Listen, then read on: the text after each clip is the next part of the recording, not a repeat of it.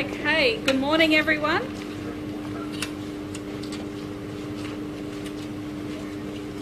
Alright, good morning Queensland, good morning Cairns. And first of all I'll give the COVID update.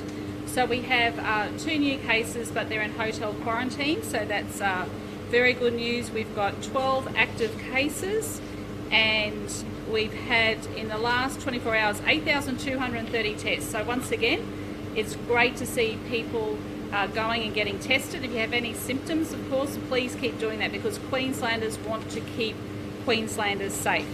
Yesterday we announced our Work in Paradise scheme. Can I say what an overwhelming response in the first day. We've already had 5,624 registrations. We've had 18,000 people look at the website, and 66% of those registrations are people outside of Queensland wanting to come and work in Queensland. So that's absolutely terrific, and I'm quite sure we're going to get thousands of more people wanting to come and work in Queensland.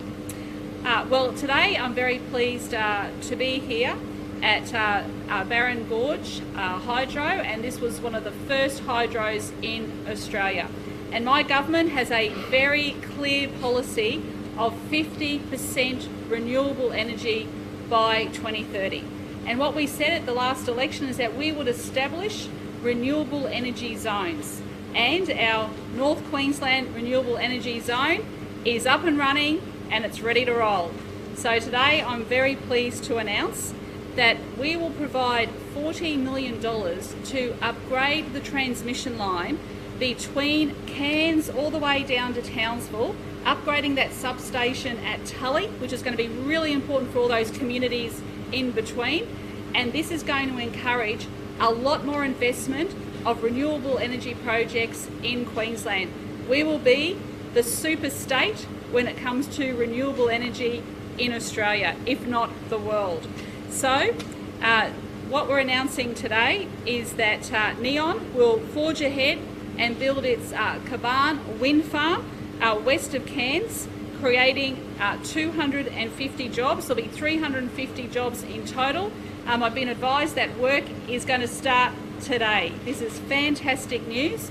And what this does by upgrading that transmission line and with the start of Kuranda, it also means that we will also be able to attract an additional 500 megawatts of power. Now this wind farm is going to be around 157 megawatts. This is fantastic news. Talking about jobs in Queensland and jobs in the renewable energy sector, this is jobs, jobs and more jobs. And I'm absolutely proud that Minister Mick de Brenni and the local members up here have been absolutely 100% behind these projects because it means more reliable electricity supply, and it also means cheaper power costs for people, and that's exactly what we want to see. So I'll hand over to Minister de Brenni to say a few words, but we're absolutely delighted to be here. This is a huge shot in the arm for renewable energies in our North Queensland zone, and it's great to see that this project is starting today and it's going to mean a lot of jobs. Nick? Well, thank you very much, Premier. Well, this is tremendous news for all Queenslanders because what more renewable energy essentially means is lower electricity costs. Over the last 3 years, we've delivered a 13% decrease in electricity costs for Queensland households. And with our initiatives, we're expected to see a further 8.6% decrease in household electricity costs. So for the average household out there, that means $119 a year back into your pocket to spend on other things. Incredibly important for all Queenslanders and for North Queenslanders. That's been enabled because of our investment in renewable energy, our target of 50% by 2030, and we're well on our way to achieving that target. And with today's announcement, we take another significant step towards delivering on our commitment to Queenslanders. Now, we're announcing today the progression of the Kuranda wind farm, but more than that, what this project signifies is the cornerstone development of the North Queensland Renewable Energy Zone. Today's announcement means that the North Queensland Renewable Energy Zone will be the first of the eastern states of Australia to commence construction. And as you heard the Premier say, that enables many hundreds of more megawatts of clean renewable energy coming into our grid. But we're here today despite the lack of support from the Morrison government. Just 2 weeks ago, the Gabon project had the wind taken out of its sails. The federal minister responsible for the North Australian infrastructure facility personally vetoed this project. He said that he didn't want more renewable energy here in North Queensland, and that means he didn't want cheaper electricity prices for Queenslanders. Now, the minister tabled this letter, his rejection notice, in the Australian Parliament, and he gave his reasons for decision, and he said it was because there wasn't enough storage connected to this project. And the day that minister did that, he knew that there was a pumped storage project at Kidston, which was just about to reach financial close, and that financial close occurred yesterday. So despite the lack of support from the Morrison government, the Palaszczuk government will forge ahead with renewing our economy through these renewable energy projects. Importantly for the North Queensland community, this project will support over 350 local jobs in construction. 350 local jobs for members of this community. It's those jobs that the Morrison government rejected when they chose to veto the Gabon wind farm. I want to congratulate all of the proponents, and I certainly want to echo the Premier's comments in congratulating the local members who advocated to put North Queenslanders first, to put Queenslanders first, to make sure that we can continue to deliver lower electricity costs and meet our commitments to renewable energy for all Queenslanders. Thank you, Premier.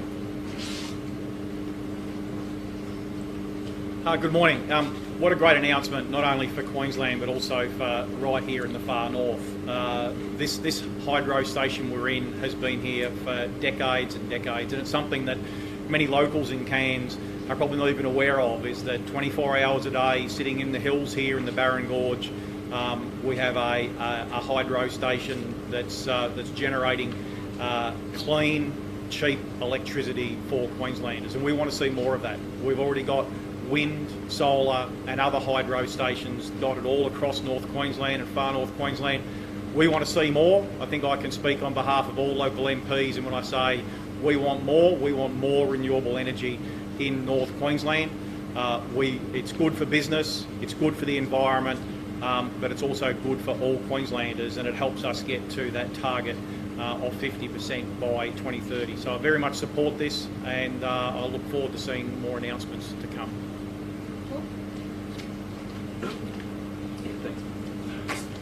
Yeah, it's a great day for us at Powerlink today.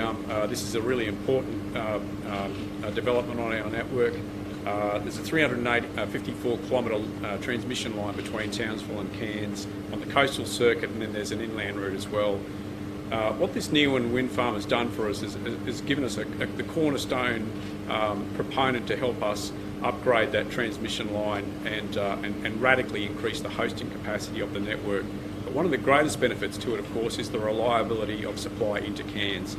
With more 275 kV cable in the air, we've just got a greater reliable network to deal with all the contingencies that are thrown at us at any given point in time. So great day for us at Powerlink, and a big thanks to the Queensland Government for helping with the funding of the Renewable Energy Zone. Well, what a wonderful day to be here in northern Queensland, and really proud to be standing in front of you today. So Neoen, representing Neoen here as the owner and operator of the largest fleet of renewable energy power stations across Australia. We're really proud today to be making an investment into northern Queensland, creating the jobs up here, and really contributing, I guess, to Queensland's transition here today. We're going to be investing over $370 million in the Gabon wind farm. And yeah, we've started construction today, so wonderful to be making our first moves here into northern Queensland, following our largest solar farm currently under construction in Queensland at Western Downs. Good morning. CleanCo is Queensland's publicly owned clean electricity generator, and we are extremely proud to be buying the electricity and supporting this wind farm project to go ahead. I'm very happy to report that we'll use that with our portfolio of assets like this beautiful Barron Gorge Hydro to provide reliable, affordable, low emissions electricity to Queenslanders. And I'm even happier to say that this is only just the beginning. There's a lot more wind here, and it's the best in the state and some of the best in the world. And that's more than enough to power our homes and our industries of today and much, much more. Thank you. Okay, we're happy to take some questions on this project first. Any issues? We covered it all off. Premier, do you plan on going to your GP to get the AstraZeneca? Hang on, no, we're talking about this project first. So any questions on this? Okay, all right, now we'll move on to other issues. Do you plan on going to your GP to get the AstraZeneca vaccine, or are you able to wait for Pfizer or Moderna? I'm going to be talking to my GP, and as I said yesterday, that I will be getting my flu shot with Dr. Young first next week. So you're getting your flu jab first? Is that what other Queenslanders should do? Well, a lot of people are getting their flu shots first because we're coming into the flu season, so I'll be doing that, and then I'll be getting my COVID vaccine. And is that the advice to Queenslanders then, to get the flu jab? A lot of people are out there at the moment getting their flu shots, and then you have to wait a couple of weeks before you get your COVID vaccine. As someone in Phase 1B, shouldn't Dr. Young have gotten the jabs as soon as possible? Look, no, Dr. Young is happy to wait her turn, just like everybody else. She's not in the vulnerable category like other people are, so she'll get her vaccine at the appropriate time. Can I ask, have you made any progress regarding the land sale for the hospital precinct? And what do you think of the hospital precinct overall for far north Queensland? Yeah, well, what I said yesterday very clearly is that we are going to use whatever powers at our disposal to compulsory acquire that land. I'm sick of it being down in the bureaucracy. So, look, I had a meeting last night with the Deputy Premier, and he knows that today he's getting on with that job, making sure that it happens, because this is a year of action. I'm not taking this tardiness from anyone, and we need that hospital expansion built, and it will be done. Premier, there are reports in News Corp papers today the Queensland government... Hang on. Sorry, what do you think of the hospital project overall? What's your opinion on how we'll benefit from it? Oh, it's absolutely going to benefit. It's going to mean more nurses and more doctors here, and greater access for people as well. I also had the opportunity yesterday as well to go and look at the Edmonton Community Health Precinct, where that's located down the south of Cairns, because in the southeast of our state we're going to be building satellite hospitals. So it gave me a really good understanding about that proximity from a major hospital to take care of growing communities. There are reports in News Corp papers today, Premier, that the Wellcamp proposal the Queensland government put forward was just 15 pages long. 9 of those were images and maps, and there was no costings or detail of who would run it. Yeah, well, that's ridiculous, because there have been ongoing discussions with the departments. I'm not going to get into this slanging war. We were able to meet agreement with the federal government on the Olympics. This is a no-brainer. I don't understand why the federal government won't sit down and be constructive with this when the departments are working so cooperatively together, because they know that this is a good project. Is that the sticking point, the funding from the federal government? And have you sat down with the PM or spoken to him about a funding agreement similar to how it's I have actually spoken to the Prime Minister. When he came to Queensland, I can't remember when it was, we sat down and we talked about the opportunities that would present, and he said, let's get the departments working, and that's exactly what we've been doing. Would it cost I don't understand. Would the camp cost $70 million in capital? Look, these are commercial in confidence. I'm not going to be raising commercial in confidence issues publicly. Correspondence was sent, commercial in confidence. Is it stalling because of Commonwealth requirements to run an open tender process? For airlines specifically? We need to know whether or not they're going to allow the airlines to land there. Will this Wellcamp report be released publicly? Sorry? No, it's a commercial in confidence. Premier, Queensland Police are pushing for a new offence, commit domestic violence. Yes. Will you be looking into that? Look, I've seen those reports today, and of course we welcome any suggestions. So I understand that that proposal will also go part of Margaret McMurdo's broad-ranging review. So she's doing that work, and I'm quite sure that the Police Minister will forward that information into her review, which is due in October. Last one. Do you have any plans or policies in the pipeline to make gains for the status of women in the Queensland private or public sector? Well, in the public sector, we set a target of 50% of women on our government boards. We've exceeded that. So, I mean, I'd like to see that in the private sector. I think when you have that 50%, and we have nearly 50% sitting around our cabinet table, it makes a big difference. There's been a 13% drop since 2015 when you had 8 of the state's 14 cabinet ministers as women. It's fallen to 44%. No, it's dropped by 1. Okay. Yeah. Gotta go. Thank you very much. Okay, thanks everyone. Thanks for coming. Thank you to all our Facebook Live followers, and we're now going to go and show you some of the falls. Okay, so come and follow us. Thanks.